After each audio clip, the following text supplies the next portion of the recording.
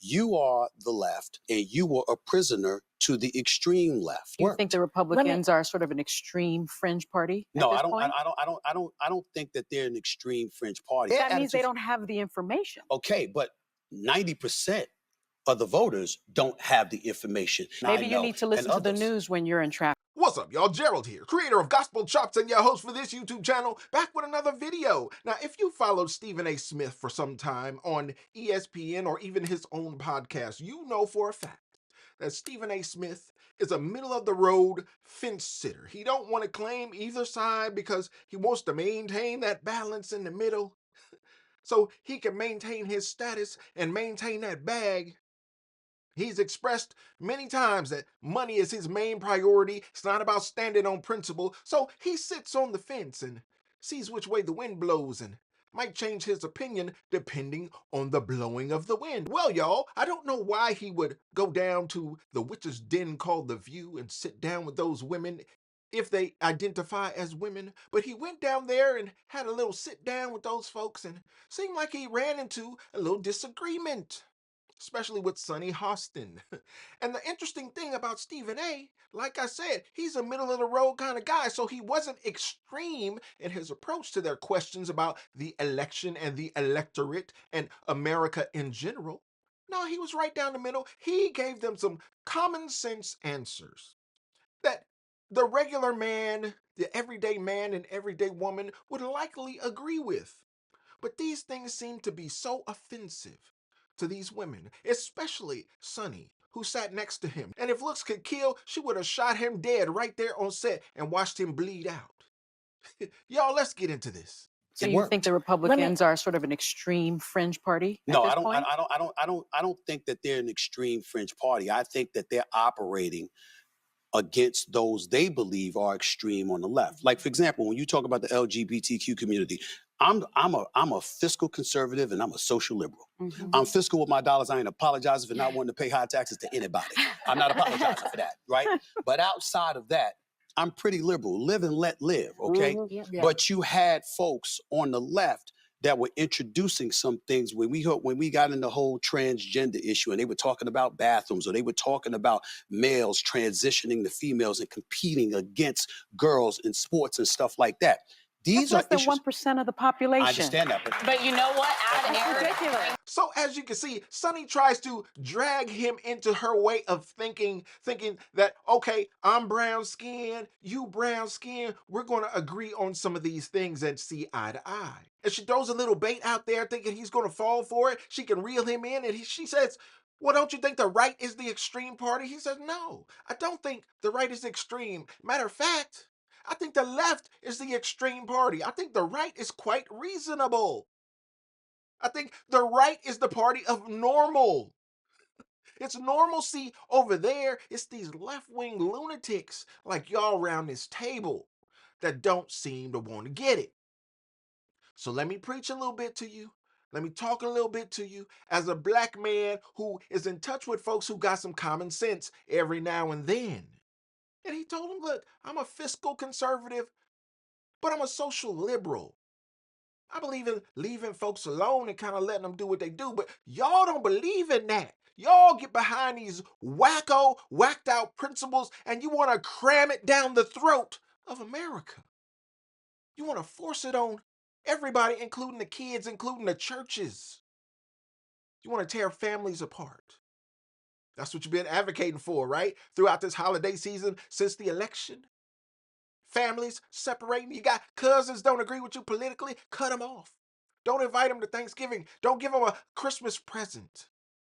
Oh, y'all tripping on the left. We've seen it. We've heard it.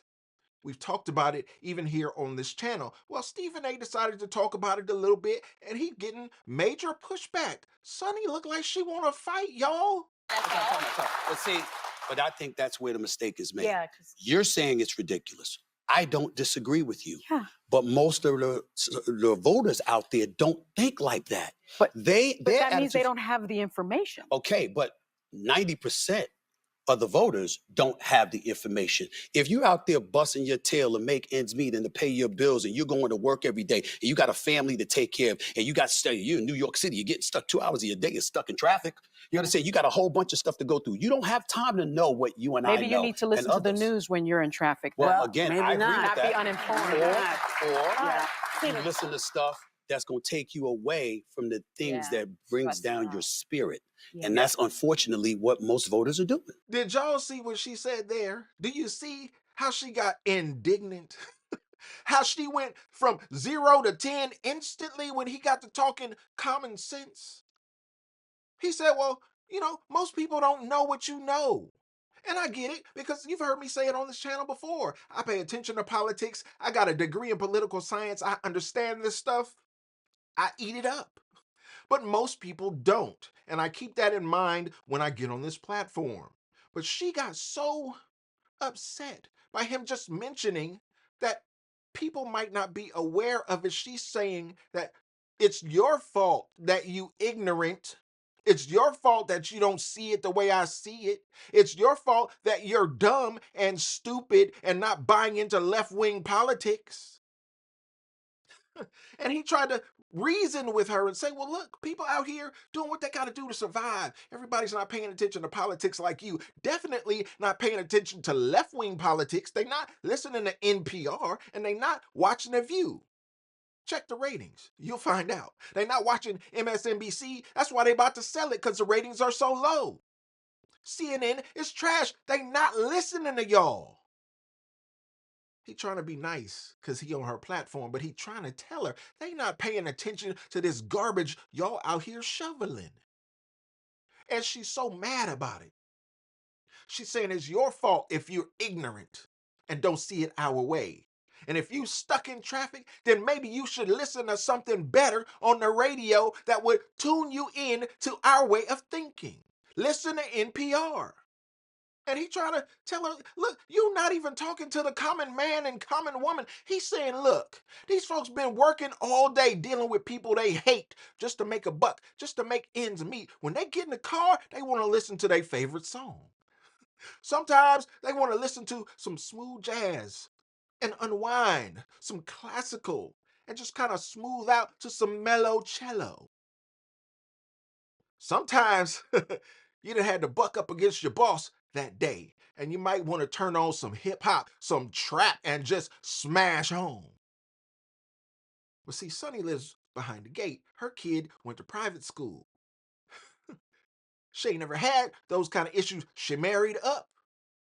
Sonny been living good for a long time, so she don't see things the way the average American sees things. Stephen A is very wealthy, but he ain't always had wealth. And he is in touch with athletes who come from the hood, who come from the ghetto. He's always in touch with them. He's in touch with the hip hop community. He's in touch with people who are down to earth. So thank God for that. In a way, it keeps him grounded and it keeps him having a perspective that is necessary and needed in moments like this when you bump up against a pretentious, stuck-up, pompous Sonny Austin. Well, I want to go back to what you said about Black men being very comfortable with matriarchy. And I Yes. agree with that because, Black households are often led by a grandmother, Yes. Black grandmother or Black mother. However, 55% of Latino men voted for Trump. Why do you think that happened? Well, I think that economically, they were looking at things. First of all, in this country, you've got Cubans, Mexicans, Puerto Ricans, Guatemalans, Venezuelans, Colombians, et cetera, et cetera.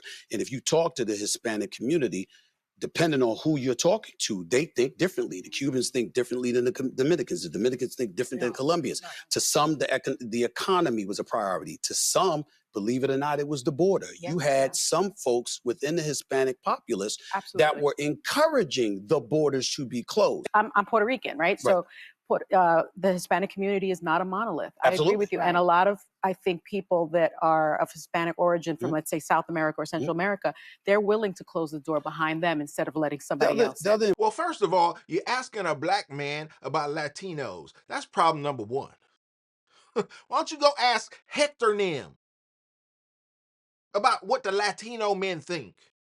You're putting this man on the spot, trying to get him out here and make him trip up because he done already pissed you off. So you setting traps for the man to try to get him to stumble over himself, but he handled himself well because being a man of the people, hey, if you down to earth, you know some Latinos and you know how they feel, you know how they relate. But here goes Sunny with her pompous self trying to tell you because I'm Puerto Rican, I know how all Puerto Ricans think. And I can tell you that some Latinos want to walk through the door and close it behind them. Well, what are you saying? Are you saying that Latinos are all illegals and some of them come in illegally and want to slam the door behind them and don't let nobody else in?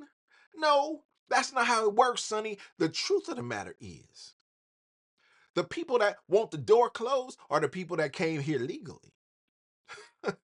Yeah, you might have a few that snuck in and say, okay, all for me, none for thee. But for the most part, you got people who waited in line, people who learned the language, people who assimilated, people who are proud Americans of Latino descent. And they're saying, look, we did it the right way. If you can't do it the right way, then don't do it at all. It's a smack in the face to people who came here the right way. If you're just going to hop over the border and everything is copacetic. No, see, it's those left-wing policies that led you to believe that. And Sunny is brainwashed, y'all. She's all in for it. And it's millions of people out there like her, which is the scary thing for America, especially at a time like this. And I'm so thankful that 2025 is going to be a little different. And people like Sunny are going to have to come subject not only to the people who are running America and the new government, but the people who are upholding the Constitution. See, you are not subject to Donald Trump. You are subject to the Constitution. And we hired Donald Trump. See, he passed the interview. He passed the panel interview that we call an election. We hired him to uphold that Constitution. Nothing more, nothing less. You are the left. You leaned and you were a prisoner to the extreme left in a lot of people's eyes. Well, guess what? Most of America doesn't operate on the fringes. Whether you're left or you're right, you're relatively centrist. You believe in compromise, negotiation, working with one another. Nobody gets to get everything they want. The problem is those on the fringes continuously push for you to get everything you want. Yeah. They're not about getting things done. They're about getting their way. And if they're not going to get their way, they're about complaining and griping about it because they understand that when you are operating based off of grievance, that's usually what provokes you to get to the polls. And that is why they don't mind feeling aggrieved and displaying and disseminating that kind of message because they know people are going to gravitate to that. And as a result, that might get them to the polls, you thinking you're going to get what you want as a result of it. Important thing to recognize is this, and I've said this often. When we look at the economy, I remember when Biden came into the office, he inherited about 1.5% inflation. It ballooned to about 9.1% before it ultimately came down to where it is now, right? That doesn't mean anything to minorities. The percentage of inflation, and here's the percentage. Nah. How much does gas cost? How much does the groceries cost, okay? How much does rent cost? How much does my mortgage cost? That's what folks pay attention to, what's actually in their wallet. I don't know too many minorities that want to trust the system. And so when people speak, although you're right and righteous with your emotion and your righteous indignation, other people are saying we have the right to have righteous indignation when it comes to our pocket or when it comes to our lifestyle or when it comes to our environment. If we see crimes in the streets and stuff like that, we see homelessness and it's ballooned. We got a problem with that. And we don't believe this person is the answer compared to that. So what? They might have insulted a bunch of people. We don't like it. We hate it. But in the end, it's not more important than my pocketbook or my lifestyle. What? Y'all, let me know what you think about these wicked witches of The View and how they attacked this black man who was just standing on basic common sense. Nothing he said was radical. He didn't even challenge him because he knew where he was. He's very self-aware. But even tiptoeing as he was through The View, he stepped on some toes. And I think Sonny wanted to unalive him a little piece. Let me know what you think in the comments, y'all. I'd love to know your thoughts on this. Don't forget to like the video, subscribe to the channel, and share the video so we can get more people involved in the conversation, y'all. And like I always say, always remember, never forget, without the gospel, it's just chops. Until next time, peace.